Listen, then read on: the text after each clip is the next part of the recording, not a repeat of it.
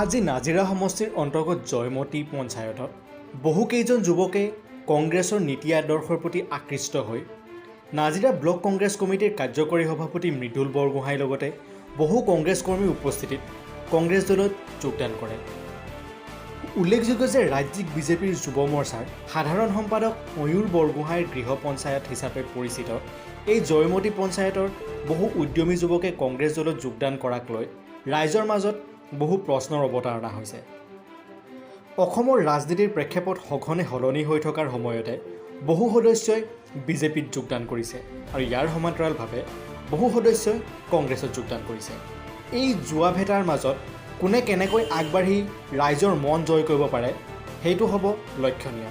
যিহেতু নাজিৰা সমষ্টিৰ বিজেপিৰ সম্ভাৱনীয় প্ৰাৰ্থী হিচাপে ময়ূৰ বৰগোহাঁইকো প্ৰক্ষেপ কৰাৰ কথা বহুতৰ মুখত চৰ্চা হৈছে। সমাজকৰ্মী হিচাপে ময়ূৰ বৰগোহাঁই পৰিচিত যদিও তেওঁ গৃহ অঞ্চলত যি ধাৰাত কংগ্ৰেছৰ উত্থান হৈছে তাক লৈ বিজেপিয়ে যি পদক্ষেপ গ্ৰহণ কৰিব ই হ'ব লক্ষণীয়। ইয়াৰোপৰি শিৱসাগৰ জিলা বিজেপিৰ উপসভাপতি প্ৰবীণ কোঁৱৰৰ গৃহ অঞ্চল হিচাপে পৰিচিত নাজিৰা সমষ্টিৰ ৰহদৈ পঞ্চায়তৰ 10 নং ৱাৰ্ডৰ শাসকীয় দলৰ ৱাৰ্ড সদস্যসহ তেখেতৰ পৰিয়ালে কংগ্ৰেছত যোগদান কৰে। কংগ্ৰেছত যোগদানৰ উদ্দেশ্য সোধাত যোগদানকাৰীসকলে বিজেপিৰ জনবিৰোধী আৰু মিছা প্ৰতিশ্ৰুতিৰ প্ৰতি ক্ষোভিত হৈ নতুনক লগ পাই পুৰণিক গুৰুত্ব প্ৰদান নকৰাৰ বাবে বিজেপি ত্যাগ কৰি কংগ্ৰেছত যোগদান কৰিছে বুলি জানিবলৈ দিয়ে।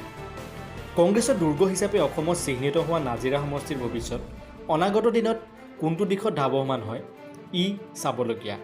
কিন্তু নাজিৰা সমষ্টিত আজিও কংগ্ৰেছৰ প্ৰতি আকৃষ্ট হৈ বহু লোক কংগ্ৰেছৰ প্ৰতি ধাৱমান হোৱা পৰিলক্ষিত হৈছে, যিটো কংগ্ৰেছৰ বাবে এটা ভাল খবৰ আৰু বিজেপিৰ উত্থানত ই এক মুখ্যম আঘাত বুলি ক'ব পাৰি। আজি যিহেতু আপুনি কংগ্ৰেছত যোগদান কৰিছে আনুষ্ঠানিকভাৱে, কি ক'ব? আগত আপুনি কোনোবা দলত আছিলে হয়তো? হয়, মই বিজেপিত আছিলোঁ। হয়, এতিয়া কিহৰ মানে কেনেকৈ কংগ্ৰেছৰ প্ৰতি আকৃষ্ট হ'ল? একচুৱেলি বিজেপিত আছিলোঁহে অকল। বিজেপিত যেতিয়া কোনো মানুহ নাছিলে তেতিয়া আমি বিজেপি কৰা কৰ্মী।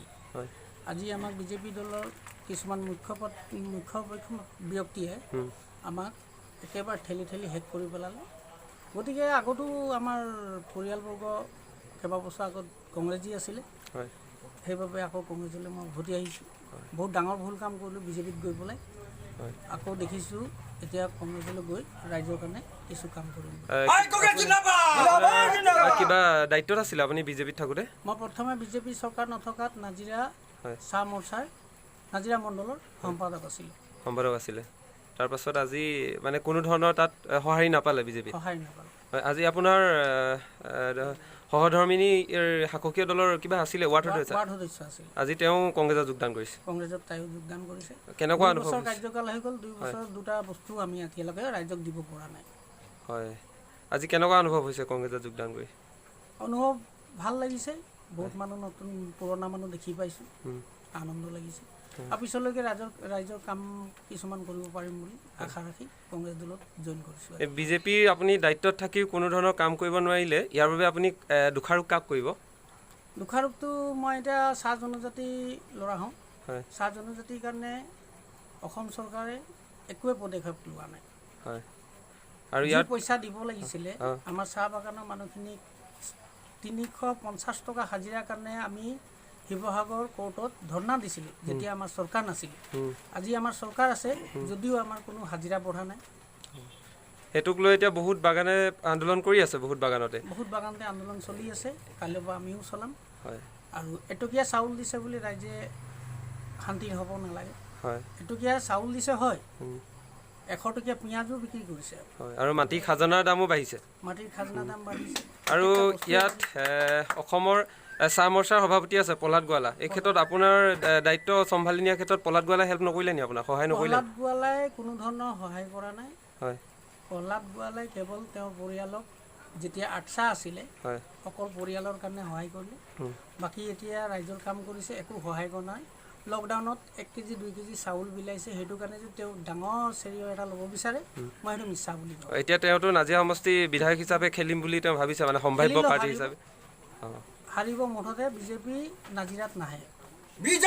কাৰণে আগবাঢ়ি আহিছোঁ কাৰণ আমাক উন্নতি লাগে, ভৱিষ্যত লাগে আৰু নৱপ্ৰজন্মক সদায় জগাই তুলিবৰ কাৰণে আমি কংগ্ৰেছত যোগদান দি জয়যুক্ত কৰাম। সমগ্ৰ অসমবাসীলৈ আগবাঢ়ি আমি সকলো আজি বন্ধুসকল ওলাই আহিছোঁ। আজি কেনেকুৱা লাগিছে কংগ্ৰেছত আজি যোগদান কৰি? কংগ্ৰেছত জইন কৰি বহুত ভাল লাগিছে হয় আৰু ইমানে ভাল লাগিছে মানে আৰু কামখিনি কৰিবলৈ পালে আৰু ভাল লাগিব। লাহে লাহে সকলোখিনি কাম যদি আমি ন্যায়িকৈ কৰি যাব পাৰোঁ, জয়যুক্ত হ'ব পাৰোঁ, এই অসমত যাতে আমি থলুৱা নিবাসী সকলোখিনি লগ লাগি ভাই ককাই হিচাপে থাকিব পাৰোঁ, সেইটোৱে আমাৰ আশা মন। নাজিৰাৰ পৰা নিপন বৰগোহাঁইৰ ৰিপৰ্ট, NES 24/7 লাইভ।